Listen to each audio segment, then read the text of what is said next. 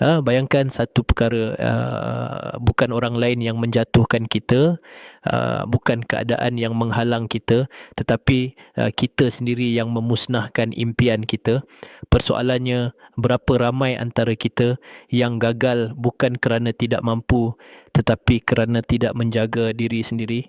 Kerana satu hakikat yang sangat keras ialah ini, impian tidak hancur kerana cabaran, tetapi hancur kerana sikap kita sendiri. Assalamualaikum warahmatullahi wabarakatuh, dan salam sejahtera. Anak-anak murid yang saya banggakan, setiap daripada kita mempunyai impian. Ada yang mahu menjadi doktor, ada yang mahu menjadi jurutera, ada yang mahu berjaya dalam bidang masing-masing. Semua ini adalah impian yang indah. Namun, realitinya, tidak semua impian menjadi kenyataan. Persoalannya, kenapa? Ramai murid berfikir bahawa kegagalan datang daripada faktor luar. Soalan susah guru garang, keadaan tidak membantu. Namun, hakikat yang sebenar seringkali lebih dekat daripada itu. Masalah sebenar bukan di luar. Masalah sebenar ada dalam diri kita sendiri. Antara punca utama, menangguh kerja, tidak konsisten, kurang disiplin, mudah berputus asa. Kita tahu apa yang perlu dilakukan, tetapi kita tidak melakukannya. Kita tahu kepentingan belajar, tetapi kita memilih untuk leka. Kita tahu masa itu berharga, tetapi kita membuangnya. Masalah sebenar ialah apabila kita sendiri menjadi penghalang kepada kejayaan kita. Lebih membimbangkan, kita tidak sedar bahawa tindakan kecil kita setiap hari sedang menghancurkan impian kita.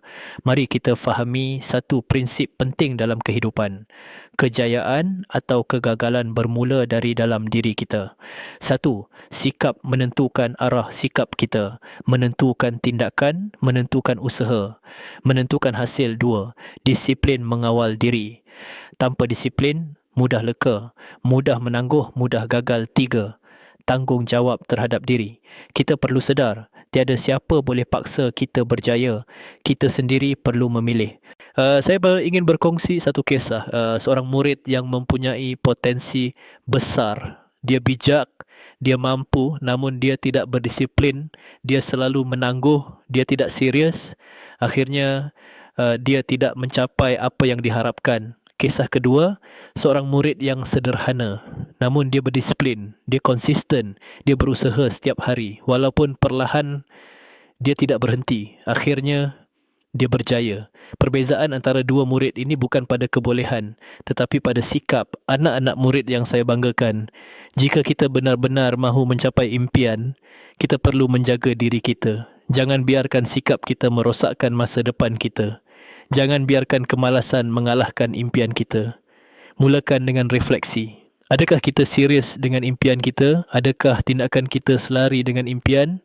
Adakah kita berdisiplin? Mulakan dengan langkah kecil. Kurangkan menangguh. Fokus dalam pembelajaran. Disiplin dengan masa. Jika anda rasa perkongsian ini memberi inspirasi, saya jemput anda untuk subscribe channel Pengetua AI.